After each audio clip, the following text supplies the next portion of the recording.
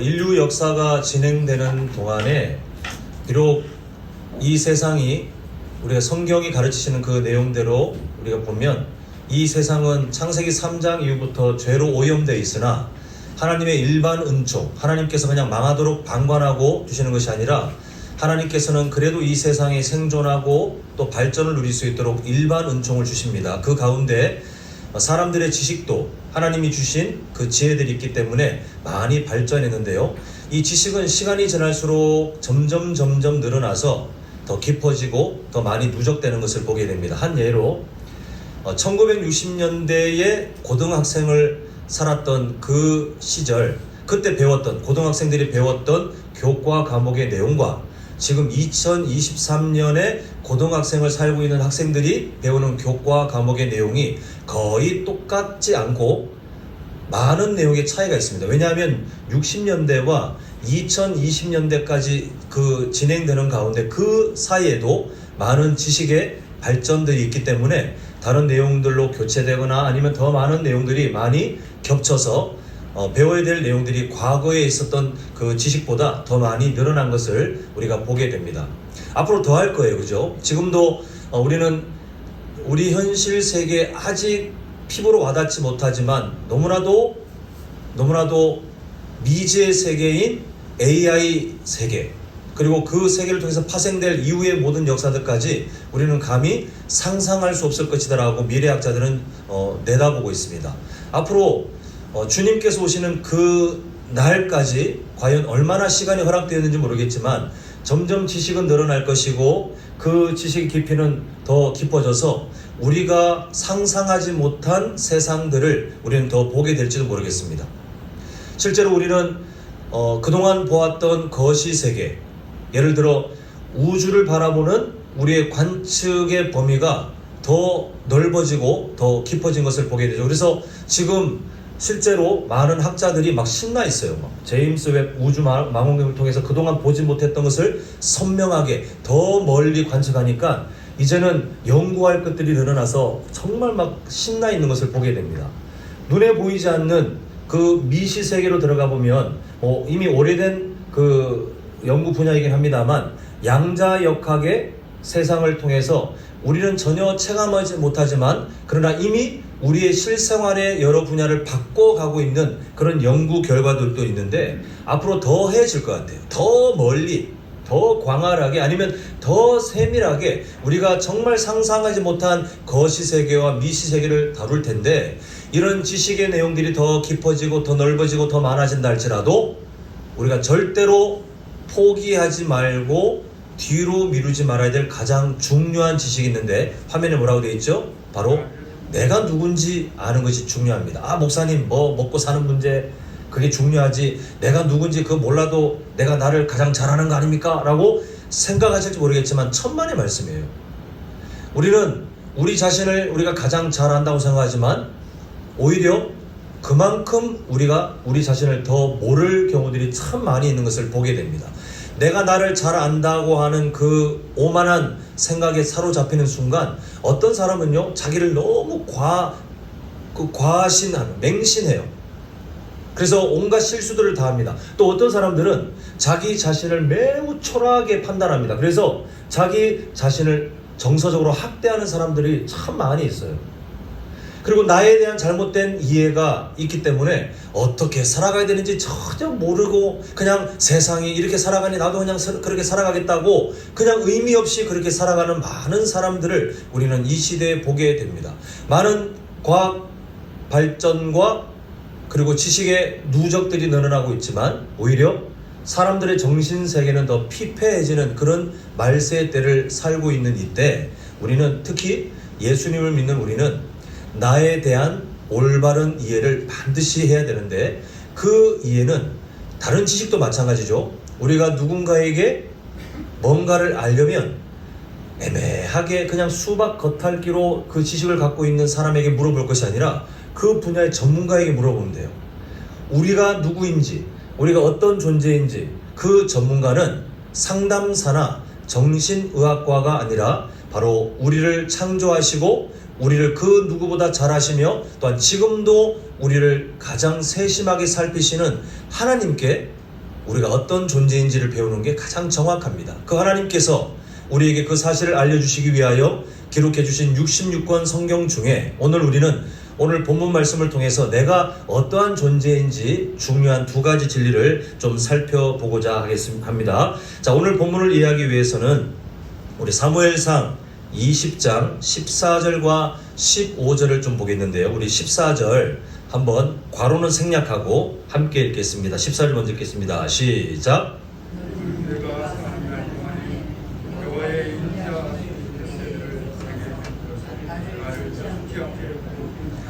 자, 그 다음에 15절 또 보겠습니다. 15절입니다. 시작. 여호와께서 너 다윗의 대적들을 지면에서 다 끊어버리신 때에도 너는 내 인자함을 내 집에서 영원히 끊어버리지 말라 하고. 자, 지금 14절과 15절이 어떤 내용이냐면 다윗의 정말 소울메이트가 누구였죠? 절친. 그 사울의 아들인 요나단이죠. 그죠?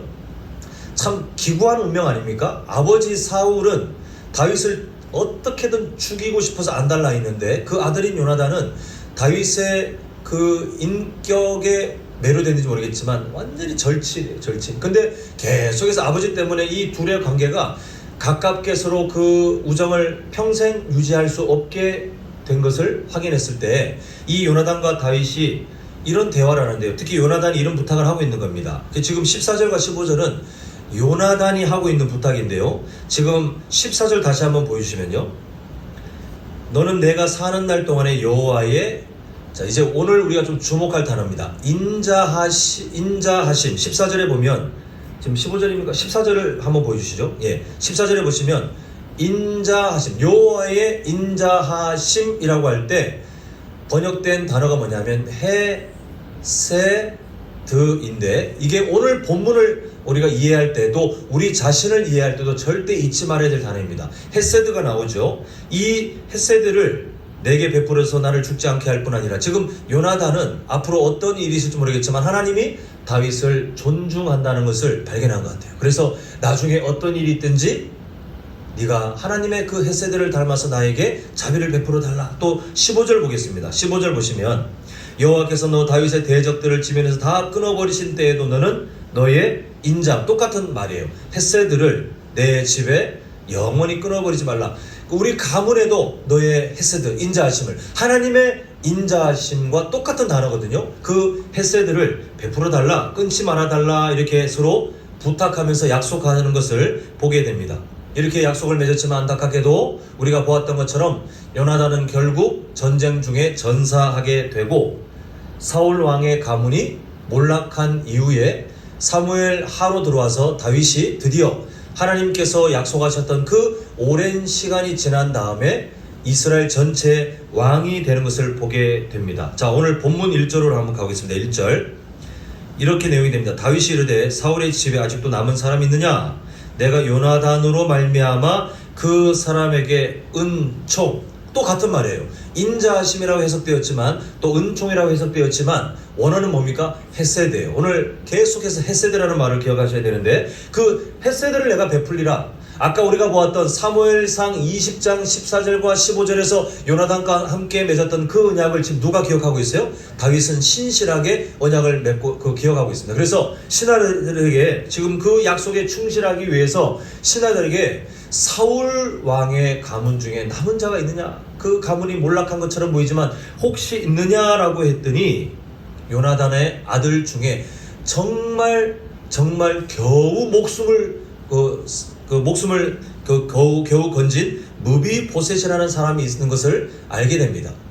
이 사울 왕의 가문이 다윗 때문에 몰락한 게 아니죠. 다윗은 절대로 그렇게 세상적인 방법으로 숙적을 제거해서 자신의 어떤 것을 얻어내려고 한 적이 없습니다. 오히려 미련할 정도로 하나님이 이루어 가시는 일에 그냥 차근차근 따라갔는데, 다윗이 왕이 되기에 가장 방해가 되는 존재는 사울과 사울 왕의 가문이었어요. 그러나 다윗은 그 어떤 때에도 심지어 내 생명을 지키기 위해 사울 왕을 정당방위로 죽일 수도 있는데 그렇게 하지도 않았던 사람입니다. 그냥 자기가 죽을지언정 하나님이 세우신 그 왕의 자리를 인정했던 사람이에요. 그리고 자기가 평안하기 위해서 사울 왕의 가문을 건드리지 않았습니다. 그러나 악한 사람들의 그런 계산에 의해서 사울 왕의 가문이 다 몰살당할 뻔한 일이 있었는데, 그때 유모가 이 어린 아기였던 무비보셋을 살리기 위해서 막 급하게 안고 도망치다가 너무 경황이 없다 보니 넘어졌어요. 근데 그때 이 아기의 두 다리가 다칩니다. 요즘이야 뭐 어떻게든 치료할 방법이 있었겠지만 그때로서는 방법이 없었어요. 결국 이 무비보셋은 생명은 얻었지만 평생 숨어 지내야 되고 평생 신체에 심각한 장애를 안고 그렇게 살아가야 했습니다. 결국 무비보셋에게 가장 최선의 현실이 뭐냐 하면 아무도 자기를 찾지 않는 거예요. 아무도 자신을 알아봐 주지 않는 게 자기에게 가장 평안한 일입니다. 그런데 지금 어느 날 갑자기 다윗의 신하들이 찾아와서 당신 무비보셋이지요? 확인한 다음에 이 사람을 데려갑니다. 그 무비보셋이 마음이 얼마나 불안했는지를 이따 보겠는데요. 다윗의 처지로 봤을 때에, 다윗의 마음과 다르게요, 다윗의 처지로 봤을 때 그때 세상의 기준으로 보면, 세상의 일반적인 왕권을 유지하기 위한 방법으로 보면 숙청 대상 1호가 누구예요? 무비보셋입니다. 왜냐하면 원래 세워졌던 왕은 사울 왕. 그러면 당시 정세에 의하면 사울 왕의 피를 이어받은 혈통이 왕이 돼야 사람들이 명분이 생겨요. 아, 당연히 그래야지라고 이해를 하게 되어 있습니다. 근데 지금 하나님께서 여러 일들을 통하여 다른 지파들조차도 다윗에게 찾아와서 우리의 왕이 되어 주십시오라고 그렇게 왕권을 인정해 놓은 상태인데, 사울 왕의 후손이 있다, 사울 왕의 그 혈통을 이어받은 사람이 있다라고 하면 다윗에게 매우 안 좋은 일이 일어날 수도 있는 겁니다. 일어났는지 그게 문제가 아니라 일어날 수도 있는 거예요. 그래서 과거에 우리나라 또 우리나라 왕조의 역사들 보면 피비린내가 얼마나 많이 일어납니까? 숙청하고 내 왕권에 조금이라도 방해가 되는 사람이 있으면 그 사람이 어떠한 존재든 그냥 다 말살하고 죽이고 하는 그 역사들이 왜 일어나냐면 불안감 때문에 그래요. 내 왕권이 언제 무너질지 모른다는 그 불안함 때문에 이걸 지키기 위해서 권력을 가진 사람들은 항상 숙청, 나에게 방해되는 사람들, 그 혈통을 가지고 있는 사람들이나 그렇게 주장했던 다른 반대 세력들을 가차없이 죽였던 것을 보게 되는데, 과거엔 더했어요. 이 다윗이 왕이 되었던 그 시대, 고대 근동사회라고 부른다면 그 시대의 정서는 이스라엘의 정서를 뛰어넘어 그 시대 정서는 더 힘의 원리가 통치했던 시대였습니다. 그래서 무비보셋이 얼마나 두려웠던지 겁을 냈던 것 같아요. 그 좋은 증거가 7절입니다. 자, 7절을 우리 한번 보겠습니다. 한 목소리로 읽도록 하겠습니다. 시작. 다윗이 그에게 이르되 무서워하지 말라.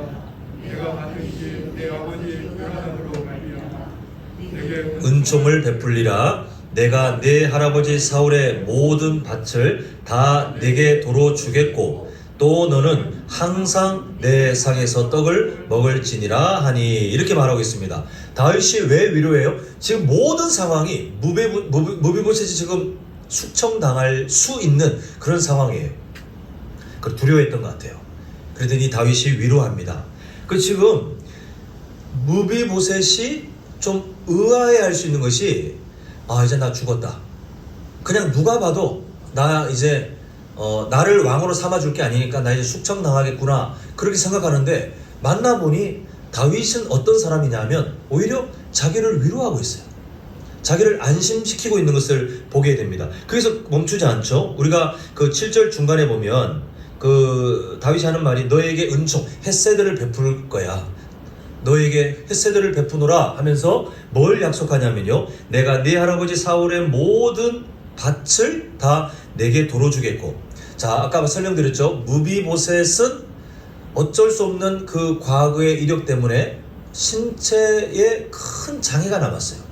이때는 거의 특별한 일 말고 거의 모든 사람들이 몸으로 노동해서 뭔가를 먹고 살아야 됐고, 이 무비보셋이 지금 왕의 가문이라는 것을 숨기고 숨어 지내는 동안은 더 그렇게 했을 텐데, 몸에 심각한 장애, 노동을 할 수 없을 정도로 두 다리가 다 닫혀 있는 그런 장애를 안고 있는 사람이었기 때문에 아마 먹고 사는 문제가 심각했을 것입니다. 근데 지금 뭘 하냐면 걱정 말라는 거예요. 그냥 뭐 줄게 이게 아니라 아예 사울의 밭을 다 돌려준다, 다 준다 이렇게 하고 있고, 또 하나 특권을 주는데요. 또 너는 항상 내 상에서 떡을 먹을지니라. 이게 우리가 자칫 오해하면 이거 계속 겁주는 거 아니야? 우리가 그런 거 있잖아요. 좀 불편한 사람하고 밥 먹으면 음식이 잘 안 넘어가잖아요. 저도 이게 정말 존경해서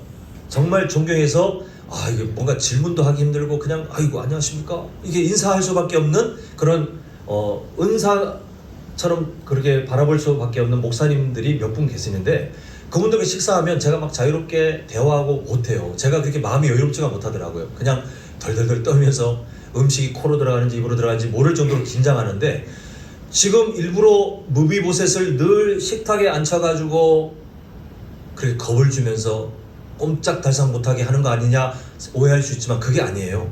지금 다윗이 자 너에게 이걸 다 돌려줄게 라고 한다 할지라도 다윗을 제외한 다른 사람들은 무비보셋을 어떻게 생각할지 몰라요. 실제로 이 사울 왕의 가문을 죽이려고 했던 세력들이 있지 않았습니까? 그때는 실제로 다 몰살당하고 혼자 지금 목숨을 건졌는데, 다윗이 불러서 사울 왕의 그 밭을 재산을 준다 한들 어떻게 될 줄 알고요. 그런데 다윗이 지금 나와 함께 같이 식사하자, 항상 밥상에서 같이 만나자, 이것은 겁을 주고자 하는 그 상황이 아니라 다른 사람에게 지금 아예 딱 도장을 찍는 거예요. 무비보셋은 나와 함께 밥을 먹을 정도로 존귀한 사람이니 딴 사람들 절대 이상한 생각하지 마라, 큰일 난다 라고 다윗이 아예 그 이스라엘 전체를 향하여 선언하고 있는 것이 바로 이 모습입니다. 그 다윗이 지금 이렇게 하는 그 선행에 대해서 무비보셋이 당연히 그렇게 해줘 라고 받아들이느냐? 그게 아니에요. 8절 보겠습니다. 그가 저라 이르되 이 종이 무엇이기에 왕께서, 이런 표현을 우리는 좀 어색하지만 이 시대에 무비보셋은 그렇게 생각할 수밖에 없었죠. 죽은 개 같은 나를 돌아보시나이까. 무비보셋도 이해가 안 되는 거예요. 왜 나를 수청하지 않고 이게 대체 무엇인가, 어떻게 나에게 이렇게 헤세드를 베풀고 있는가, 지금 놀라고 있는 그 대목이 나타나고 있는데, 왜 이런 일이 있냐 하면 다윗의 가치관이 다른 세상의 왕과 다르기 때문에 일어나는 그 일을 오늘 우리는 잠시 보고 있습니다. 사랑하는 성도 여러분, 우리가 아까 보았던 사무엘상 20장에서 요나단과 다니엘이 다윗이 맺었던 그 약속, 그리고 그 약속이 오늘 본문에 들어와서 실현되는 일들을 볼 때 빨간색으로 강조돼서 우리 성도님들이 안 볼 수 없었던 원어 세 글자가 뭐였죠? 헤세드. 하나님의 은혜, 은총, 자비, 인자. 이 헤세드는 되게 다양하게 번역되기 때문에 뭐 하나 딱 꼬집어서 이런 말이라고 할 수 없지만 뉘앙스는 아시겠죠? 하나님의 은총, 자비, 그리고 하나님의 인자하심, 사랑, 이런 말로 번역되는 이 헤세드가 있기 때문에 오늘 이 놀라운 일이 일어나는 것을 보게 되는데요. 오늘 본문을 통해서 우리는 오늘을 살고 있는 우리가 어떤 존재인지를 이 단어를 통해서 두 가지를 발견하게 됩니다. 자, 첫 번째 제목 한번 같이 읽어보겠는데요. 밑에 굵은 글씨를 있습니다. 나에 대한 첫 번째 이해. 자, 밑에 헤세드 때문에 시작. 헤세드 때문에 살아난 인생. 네, 우리를 이해할 때 헤세드 때문에 살아난 인생이라는 이해가 반드시 필요해요. 반드시. 아까 전에 제가 도입부에 말씀드렸죠. 우리가 살아가면 많은 지식들, 그 누적된 많은 지식들을 배우고 있습니다. 상식이 아니라 때로는 우리가 먹고 살기 위한 그런 일들도 많이 배우고 있어요. 그러나 그 어떤 지식보다 더 중요한 것은 내가 누군지를 알아야 돼요. 내가 누군지. 이걸 모르는 사람들은 이제 며칠 있으면 광복절인데, 내가 누군지 모르는 그 시대 어떤 사람들은 다 친일파 짓을 했어요. 나라를 팔아먹었어요. 그러나 내가 누군지를 아는 사람들은 목숨 내놓고 나라를 지켰고, 우리가 그 덕분에 지금 대한민국에서 살고 있는 거 아니겠습니까? 마찬가지예요. 이 시대를 살고 있는 우리가 내가 누군지를 알아야 되는데, 첫 번째 뭐라는 거예요? 헤세드 때문에 우리가 어떻게 된 인생입니까? 살아났어요. 자, 우리의 시선을 다윗에게로 가봅니다. 물론 이 극적인 변화를 좀 더 가까이 보려면 무비보셋을 보는 게 맞겠지만 오늘 우리는 좀 더 들어가서 다윗을 좀 봐야 되겠습니다. 그게 두 번째 내용과도 좀 이어지기 때문에 그런데요.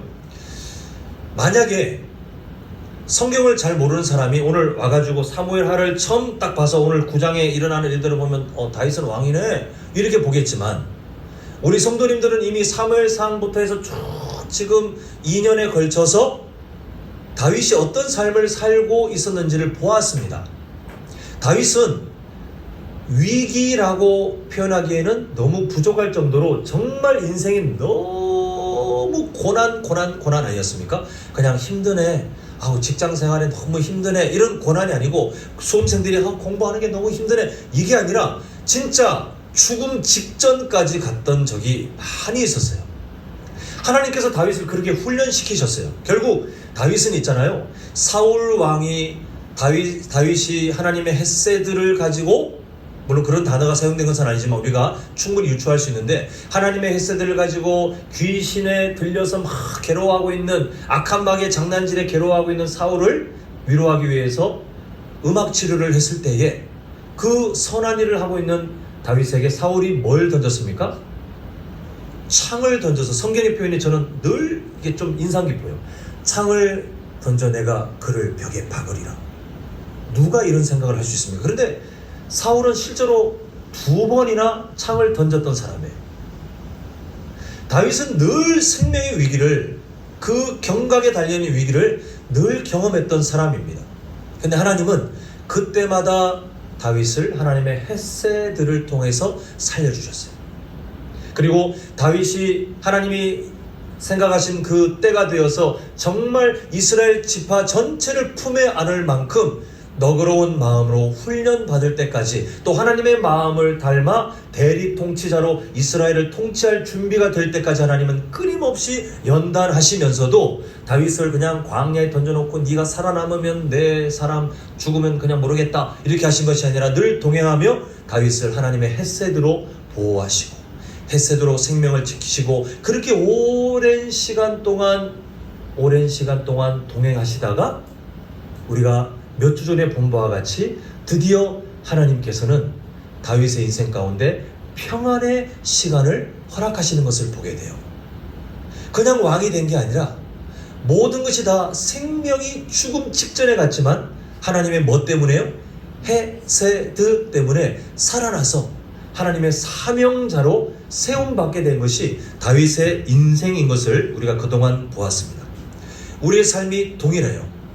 우리 성도님들의 삶 가운데 내가 그냥 어쩌다가 교회 다녔지, 내가 어쩌다가 믿음의 부모님들 만나서 교회 다니고 있지, 절대로 그렇게 생각 안 하셨으면 좋겠습니다. 성경은 그렇게 말하지 않습니다. 저도 모태신앙이지만 제가 고백하는 믿음의 고백에 의하면 우리 아버지 어머니 때문에, 특히 우리 어머니 때문에 내가 예수님 믿었지, 아니요. 어머니의 공로가 아니고요. 하나님께서, 저는 이 표현을 너무 즐겁게 사용하고 싶어요. 하나님께서 시간이 창조되기 그 훨씬 전인, 그 성경은 영원 전부터라고 말하는데 그 전부터 권역규라고 하는 이 이름 석자를 하나님 마음에 아예 새겨놓으셨어요. 우리는 시간에 갇혀있기 때문에 하나님의 창조물인 시간 안에 갇혀서 시간이 시작, 그리고 나중에 이 우주의 역사가 끝날 텐데 시간의 끝 안에 우리는 벗어날 수가 없어요. 시간에 갇혀있기 때문에 이 의미를 체감할 수 없지만 시간을 창조하신 하나님은 시간 밖에서 아예 뭘 먼저 결정하셨냐 하면 권역규라는 그 한 영혼을, 그 한 사람을 내가 구원해서 나의 자녀로 삼고 내가 나의 뜻하는 바를 이뤄갈 거야 라고 하나님이 결정하셨어요. 내가 태어날 때 성경의 원리대로 하면 저는 원죄를 갖고 있었을까요? 아니, 없었을까요? 갖고 있었을까요? 없었을까요? 있었어요. 그게 맞잖아요. 우리가 지금의 모습이 아니라 할지라도 우리는 태어날 때 모두가 피할 수 없어요. 다 원죄. 아담에게서부터 흘러내려온 그 죄에서 하나님에게서 끊어진 심각한 그 상태에서 우리는 벗어날 수가 없었지만 하나님께서 시간을 시작하기도 전에 작정하신 대로 저를 어느 순간, 어머니의 공로가 아닌 것 같아요, 어느 순간 저에게 예수님을 믿게 하셨고 저는 정말 나중에 이걸 한번 자세하게 제가 간증할 시간이 오겠지만요, 저는 부끄럽게도 목회자, 선교사들의 삶을 혐오했던 사람입니다. 청년 때. 근데 하나님이 저를 바꾸시는데 억지로 막 두드려서 바꾸신 게 아니라 그냥 어느 순간 하나님이 저의 마음을 바꿔버리셨어요. 그리고는 그냥 바꾸신 게 아니고 와, 평생 하나님을 찬양하며 살면 너무 행복하겠다라고 저의 인생의 가치관을 청년의 시기에 저를 바꿔주셔서 제가 지금 이 자리에 서 있도록 하나님이 인도해 주신 거예요. 저는 잘나서 지금 여러분들을 만난 게 아닙니다. 하나님의 은혜, 하나님의 헤세드 때문에 지금 이 자리에 와 있어요. 그러니까 이 내용을 이제 성경적인 내용으로 압축하면 저는 원래 죄인이었습니다. 그러나 하나님의 헤세드 때문에 하나님이 저를 의인으로 바꾸셨는데, 잘 대답하셔야 됩니다. 의인으로 바꿔가고 계십니까? 아니면 단번에 예수 그리스도의 보혈을 통해 의인이 되었습니까? 예, 저에 대해서 이제 이해하시기를, 물론 저의 부족함을 이미 다 아시죠. 제가 2년 6개월이 지나고 있는데 이미 다 파악하셨을 거예요. 다 지혜가 있으시기 때문에. 그럼에도 성도님들께서 성경을 통하여 저의 정체성을 이해해 주시기는, 죄인이었으나 예수 그리스도의 십자가 사랑을 통하여 단번에 저는 뭐가 되었다고요? 의인이요, 하나님의 자녀요, 또 왕같은 제사장으로 하나님이 바꿔놓으셨어요. 아예 부족한 부분은 앞으로 만들어 가시겠대요. 이게 하나님의 일하심이고, 성도님들 어떻습니까? 그 믿음에 함께 동의하십니까? 네, 우리는 그게 은혜, 하나님의 헤세드예요. 하나님께서 만약에 우리에게 어떤 직장이나 학교처럼 과제를 딱 주셔서 네가 이 정도의 선행을 쌓으면 내가 너를 구원해 줄게, 다 실패해요. 왜냐하면 하나님의 의에 도달할 수 있는 선행을 우리는 할 수도 없고 할 힘도 없는 존재이기 때문에 하나님은 우리의 공로에 어떤 것도 지금 의미를 두지 않으셔서 아예 일방적으로 예수 그리스도의 십자가 사랑을 우리에게 허락하신 다음에 믿음도 선물로 주셨어요. 믿음도. 제가 주중에 그 서울에서 함께 사역했던 한 가정이 내려오셔서 교제하면서 그 대화를 좀 오래 했는데, 믿음도 있잖아요. 우리 자녀들에 대한 얘기를 하면서 믿음도 하나님이 주시는 거기 때문에 우리는 최선을 다해야 되겠지만 결국 마지막에 맡길 게 뭐냐면, 하나님 우리 자녀들 최대한 빨리 믿음의 자녀 되게 해주세요. 이건 맡길 수밖에 없다는 것을 함께 대화했어요. 제가 예수님 믿게 된 것을 보니까 논리적인 어떤 이해가 있었기 때문에 제가 되게 이과적인 머리를 갖고 있거든요. 그래서 저는 뭔가 두루뭉실한 게 있으면 잘 이해가 되지 않아요. 뭔가 명확하게 계산이 떨어져야 되는데 그렇게 해서 예수님 믿지 않았어요. 보니까 어느 순간 그냥 예수님이 믿어져요. 어느 순간 모든 것이 다 확신이 돼요. 학생 때 성경을 제가 과학적으로 어떻게든 이해해 보려고 진짜 막 비판하고 비꼬고 막 했던 사람인데, 어느 순간 저에게 하나님이 신비롭게도 그 모든 게 믿어질 수 있는 믿음을 허락하셨는데, 그것은 하나님의 헤세드예요. 헤세드. 우리 성도님들의 삶이 마찬가지 아닙니까? 우리는 죽음에 있었으나 하나님의 헤세드 때문에 예수님의 십자가 사랑을 경험하여 생명으로 왔어요. 악한 마귀의 통치 안에 있었던 존재이나 예수님의 십자가 사랑을 통하여 단번에 하나님의 통치가 있는 하나님의 나라에 소속되게 해주셨어요. 다윗의 인생이 그랬던 것처럼 하나님은 우리에게 그 헤세드를 통하여 완전히 다른 존재로 살아가도록 우리를 인도해 주셨다는 것입니다. 근데 악한 마귀는 있잖아요. 이걸 잊어버리게 끊임없이 우리를 유혹합니다. 오늘 우리 성도님들이 자녀들을, 손주들을 두고 정말 눈물로 평생 기도하셔야 될 제목이 여기에 있어요. 교회 교육의 이론 전달, 행사에 참여, 이걸로 안 돼요. 우리 부모님들이 정말 힘쓰시며 가정에서도 교육을 하시겠지만 그 노력이 헛되다는 것이 아니라 인간의 그 노력으로는 우리가 우리 자녀들의 마음을 바꿀 수가 없어요. 왜냐하면 악한 마귀는 우리 자녀들, 그 귀한 인생들이, 우리 손주들, 그 어린 귀한 인생들이 하나님 앞에 하나님의 헤세드를 기억하고 그 헤세드에 사로잡혀 사는 인생이 되는 게 너무 싫거든요. 할 수 있는 모든 문화적인 공격과 이 세상의 교육의 공격을 통해서 어릴 때부터 야금야금 하나님의 헤세드를 잊어버리거나, 아니면 하나님의 헤세드를 그냥 교회에서 부모님 따라다니는 교회에서 그냥 배우는 그냥 어떤 기독교의 지식 정도로 그렇게 폄하하도록 끊임없이 유혹의 노력들을 하고 있어요. 너무 거센 파도처럼 하고 있어요. 이번에 태풍이 우리가 걱정한 것보다는 가볍게 지나갔죠. 그죠? 뭐 혹시라도 우리 성도님들 가정에 그 태풍 때문에 뭐 피해가 있으셨다면 저를 용서하십시오. 그냥 막 언론에서 겁을 준 건 아니죠. 조심하라 하고 막 문자도 오고 해서 저도 겁냈었는데 우리 교회도 또 저희 가정도 편안하게 지나간 것 같아요. 근데 제가 미련하게 그 태풍을 온몸으로 다 맞아들인 일이 있었습니다. 제가 깜빡하고 저희 차 창문을 열어놔가지고 태풍 동안에 빗물이 다 들어가서 지금 제가 막 죄송하게도 교회 제습기를 그 안에다 전기를 연결해서 지금 계속 말리고 있는데도 와, 그 안에 지금 습기가 잘 해결이 안 되고 있어요. 여러분, 창문을 제가 활짝 연 것도 아니고 근데 그 전날 더워서 그런지 약간 열었습니다. 약간. 근데 태풍이 일주일 내내 온 것도 아니고 잠시 며칠이었잖아요. 근데 그 사이에도 영향을 받아서 차가 난리가 났어요. 난리가.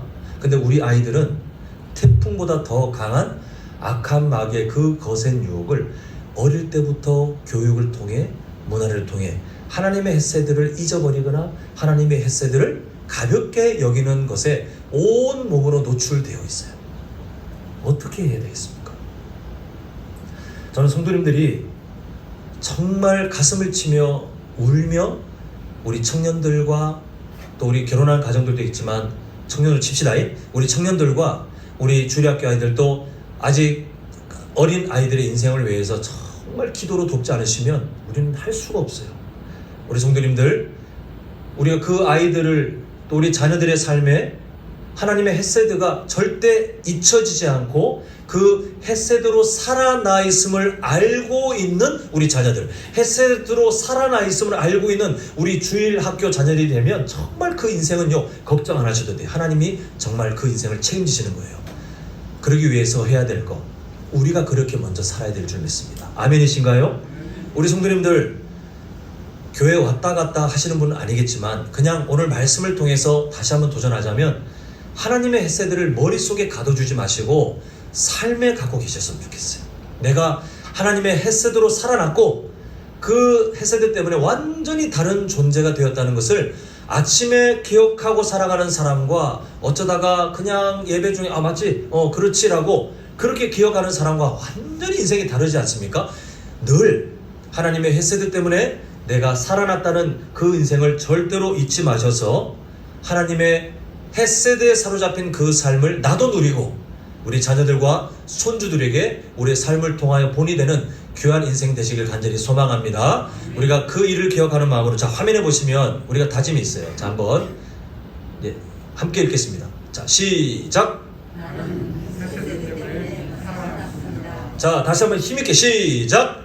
나는 햇새드 때문에 살아났습니다. 이 평생의 고백이 변치 않는 우리 모두가 되시길 간절히 소망합니다.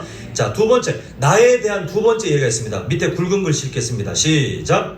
햇새들을 전하는 인생. 자, 햇새드로 살아났다는 것에 그치면 반쪽짜리. 하나님은 절대로 성경에 우리를 그렇게 설명하지 않습니다. 자, 오늘 본문을 통해서 보자면 다윗의 인생을 제가 설명드렸죠. 다윗에게 무비보셋이 편한 존재가 아닙니다. 사실 무비보셋에게 지금 다윗이 요나단의 그 오랜 약속을 글자로 명문화해서 공증을 받아 사람들한테 선언했기 때문에 어쩔 수 없이 지키는 것도 아닙니다. 지금 아무도 몰라요. 아무도. 근데 요나단과 했던 그 약속을 하나님 앞에서 신의를 지키려고 하는 것이긴 한데 현실적인 상황을 보면 무비보셋이라는 존재가 있으면 다윗은 좀 걸리적거려요. 사람들의 마음이 어떻게 움직일지 몰라요. 다윗이 늘 백성들에게 만족을 주겠습니까? 그런데 사울왕, 과거의 초대 왕이었던 사울왕의 혈통이 있대. 그 순간 다윗을 향한 그 마음이 똑같이 유지되지 않습니다. 과거에 기억하시죠? 초대 왕인 사울왕이 처음에는 괜찮았는데 언제 하나님 앞에 대놓고 범죄했냐 하면 자신의 왕권이 쳐들어왔던 블레셋 사람들에 의해서 백성들의 마음, 민심이 흩어질 때 그때 뭘 두려워했냐면 그 민심, 자신의 왕권을 유지해야 될 때 사람들의 마음이 필요하잖아요. 근데 그 민심이 흩어지니 하나님께서 허락하신 적이 없는 제사를 지 마음대로 지키면서 사람들의 민심을 모았어요. 결국 종교적인 제의 활동을 통해 사람들의 민심을 모았을 때 하나님이 엄청나게 분노하시지 않습니까? 다윗도 마찬가지 위험에 노출되어 있어요. 언제 사람들의 민심이 자기를 떠날지 몰라요. 실제로 나중에 우리가 사무엘하를 보면서 나중에 보겠지만 다윗에게 위기가 또 찾아옵니다. 그때 백성들의 마음이 떠나요. 지금 다윗에게 이 위험이 가장 1순위 위험이 뭐냐면 무비보셋입니다. 그런데 다윗이 왜 무비보셋을 지금 잘 대해주냐 하면 사람들에게 선동용으로 자 나는 이렇게 자비한 왕이요 라고 하는 것이 아니라 아무도 몰라도 신경 안 쓰고요. 다윗은 또 심지어 훗날 무비보셋이 자신에게 걸림돌이 된다 할지라도 다윗은 신경 쓰지 않을 사람이에요.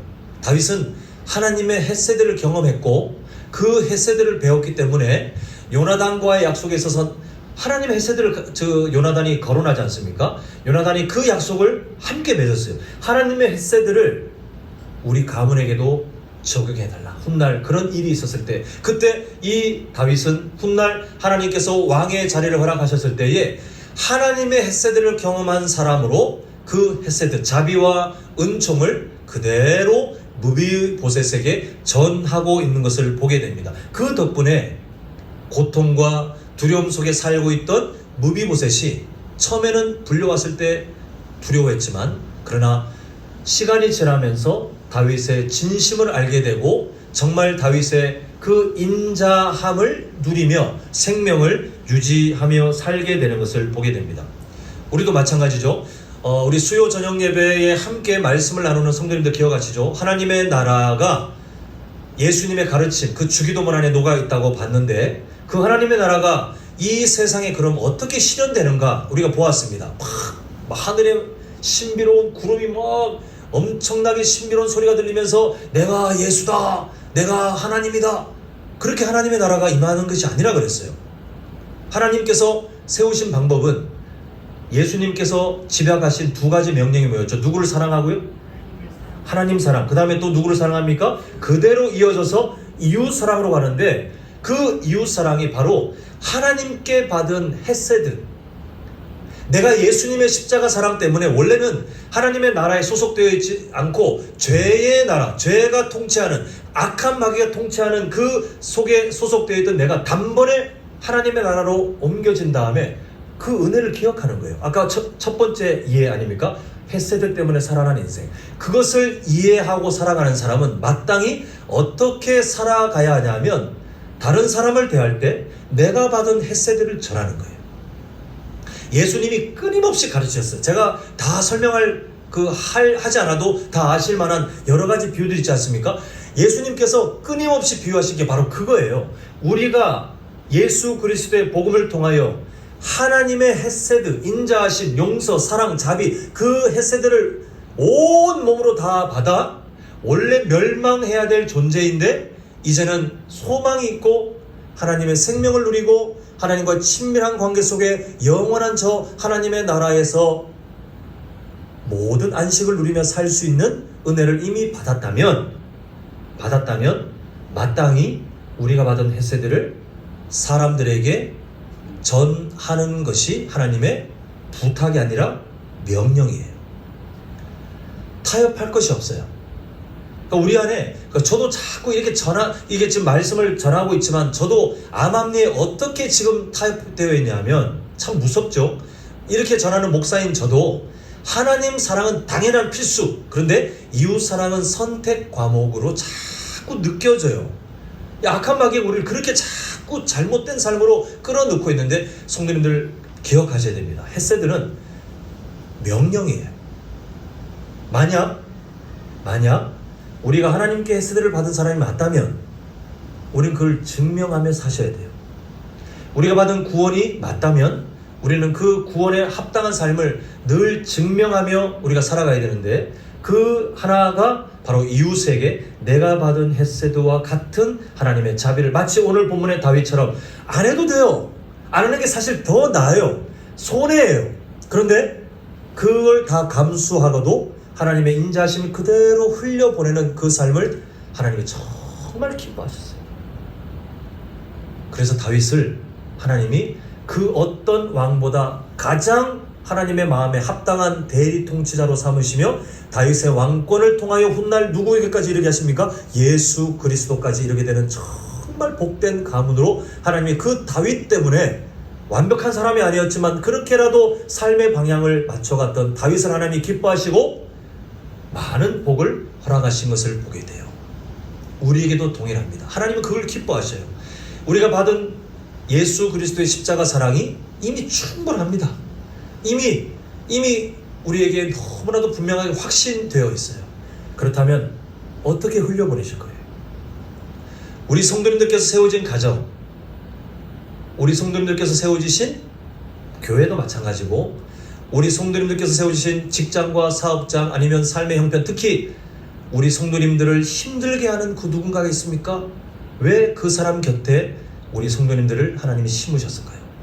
하나님이 질문하고 계시는 거예요. 내가 너에게 햇새들을 줬는데 너는 나의 햇새들을 전하고 있니?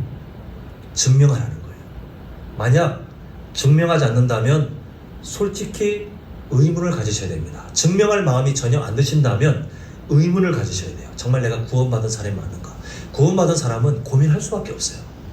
구원받은 사람이 맞다면 우리 안에 성령께서 계시기 때문에 우리가 살고 있는 그 가정에 햇새들을 전하기 위해 우리가 고민할 수밖에 없고, 우리가 살고 있는 직장과 사업장에 예수 그리스도의 그 햇새들을 어떻게든 전하기 위해서 그 자비와 복음을 전하라는 그거는 뭐 당연한 거고요. 자비와 은총을 내 삶의 태도를 통하여 보여주고, 이 세상 속에 우리가 예수 그리스도를 믿는 기독교인들이 욕먹고 있는 이중적인 모습이 아니라 진짜 사랑, 손해보더라도 바보 취급 당하더라도 그러나 하나님이 기뻐하시기에 이 세상에서 계산하지 않고 그냥 겸허하게 그 햇새들을 전하는 삶을 살려고 고민하는 것이 구원받은 사람의 마땅한 삶의 열매예요. 안 되신다면 심각하게 고민하셔야 돼요. 안 되신다는 그 표현을 오해하지 마시고 완성을 했느냐를 말하는 게 아니라 방향을 말하는 것입니다. 하고자 하는 고민도 안 하고 할 마음도 없고, 제가 지금 이렇게 지금 몇 번을 강조해서 말씀드리고 있지만 뭐 어쩌라고 이런 마음으로 받아들이신다면, 저는 솔직히 지금 그런 분 안 계시겠지만 비유입니다. 그런 분이 계시다면 저는 그분이 구원받았다고 생각하지 않습니다. 예수님의 십자가 사랑을 경험한 사람은 그렇게 안 살 수가 없어요. 오히려 그렇게 반대로 살아가는 것이 고통이 돼요. 그 성도님들, 하나님의 햇새들을 받았다는 사실을 믿으시죠? 그러면 고민하셔야 돼요. 그 햇새들을 어떻게 전하고 계십니까? 다른 사람들을 살리기 위해서 기부하고 그것도 하는 방법이에요. 또 이름 없이 빚도 없이 다른 사람을 위로하고 아니면 섬기고, 이런 모습들 다 마찬가지예요. 수많은 방법들이 있어요. 그저 복음을 전하고 우리가 과시하면서 내가 이게 너 돕고 있어, 이게 아니라 정말 예수 그리스도의 그 십자가 사랑에 합당하게 내 것을 찾지 않고 내 것을 계산하지 않고 나를 드러내지 않고 그렇게 다른 사람을 위로하고 다른 사람을 품고 다른 사람을 섬기고 다른 사람의 어려움을 도와주는 수많은 방법들이 우리 가정 안에, 우리 교회 안에, 우리 직장과 사업장, 또 만나는 그 누군가, 특히 나에게 원수 같은 누군가가 있다면 그 하나님이 맡기신 퀴즈입니다. 반드시 증명하셔야 돼요. 그러면 하나님께서 이 다윗이 한 게 뭐라고요? 이 다윗이 한 게 사실 별거 아니거든요, 세상적으로는. 그러나 하나님은 정말 기뻐하셔서 다윗의 삶 가운데 하나님이 정말 많은 은혜들을 갚아주시는 것을 보게 되는데, 우리에게도 마찬가지예요. 우리가 받은 햇새들을 우리 삶의 모든 영역들마다 고민하셔서 증명하면 서툴러도 상관없어요. 실패해도 상관없어요. 하나님은 그 마음을 기쁘게 받으시고 우리 성도님들의 삶 가운데 하나님께서 꼭 해결해 주셔야 될 인생의 문제까지도 책임지시고 하나님께서 갚아주실 줄 믿습니다. 자, 우리 베드로전서 2장 9절, 얼마 전에도 봤지만 오늘 이 본문을 또 보게 되는데요. 우리가 햇새들을 전하는 사람의 삶으로 왜 이 삶을 살아야 되는지 함께 읽겠습니다. 시작. 그러나 너희는 택하신 족속이요 왕같은 제사장들이요 거룩한 나라요 그의 소유가 된 백성이니 이는 너희를 어두운 데서 불러내어 빛에 들어가게 하시니 뭘 선포합니까? 아름다운 덕을 선포하게 하려 하심이라. 이거를 복음이라고 하는 이론 전달이라고 생각하지 마십시오. 이거는 정말 잘못된 생각입니다. 우리는 하나님 나라의 시련이 뭐라 그랬습니까? 삶으로 해요. 삶으로. 우리 삶이 하나님 사랑과 연결되어 이웃사랑, 이웃에게 헤세드를 우리 삶을 통해 전하면요, 다른 사람이 우리의 삶을 통하여 예수 그리스도를 궁금해 한다는 거예요. 우리가 복음을 전할 때 거부할 때도 있겠지만 우리가 정말 삶을 통하여 본이 되면 다른 누군가에게 복음을 전할 때 전혀 하나님께서 그 삶을 사용하시는 것이 아니라 오히려 그 선한 행동들을 사용하여 누군가를 살리겠다는 거예요. 그게 하나님께서 우리의 삶을 통해 이 땅에 하나님의 나라를 실현하는 이미 그렇게 약속하신 하나님의 방법입니다. 그러므로 우리는 너희는 택하신 족속이요 왕같은 제사장들이요 라고 우리의 정체성을 하나님이 설명해 주시면서 우리가 왜 그런 삶을 살아야 되냐면 이는 너희를 아까 설명드렸죠. 어두운 데서 불러내어 그의 기이한 빛, 하나님의 나라, 하나님의 의, 하나님의 그 영광의 자리, 정말 그 사랑, 하나님의 헤세드가 넘치는 그 자리로 단번에 옮겨주셔서 지금도 부족하지만 앞으로도 부족하지만 그 은혜로 붙들어 계속 살게 하시고자 하는 하나님의 약속을 이미 받으셨다면 이제는 우리가 그 아름다운 덕을 우리의 삶을 통해, 우리의 성격을 통해, 우리의 말투를 통해, 우리의 어떤 행동의 선택들을 통해 세상을 향하여 전하고 나눠주고 그 헤세드를 흘려보내는 게 우리의 마땅한 사명이라는 사실입니다. 이 사실을 잊지 마셔야 돼요. 이 사실을 잊는 순간 우리는 세상에서 손가락질 당하는 이중적인 기독교인과 똑같은 삶을 살게 되고 이 세상의 소금과 빛의 사명을 감당하지 못하는 그런 힘없는 교회로 전락할 수 있습니다. 바라기는 우리 성도님들 이미 헤세드를 받으셨는데 그 헤세드를 전하는 삶에 정말 깊이 고민하셔서 주님께서 부르시는 그날까지 다른 사람을 이롭게 하고 다른 사람을 살리는 정말 나만 잘 되는 인생이 아니라 다른 사람에게 그 헤세드를 흘려보내는 귀한 인생 살아가시기를 간절히 소망합니다. 우리가 그 결단하는 마음으로 자 화면 보시면 함께 읽겠습니다. 시작! 나는 헤세드를 전하는 사명자. 자 다시 한번 우리의 삶입니다. 시작! 나는 헤세드를 전하는 뭡니까? 사명자입니다. 이 사실을 꼭 기억했으면 좋겠습니다. 이제 말씀을 맺겠습니다.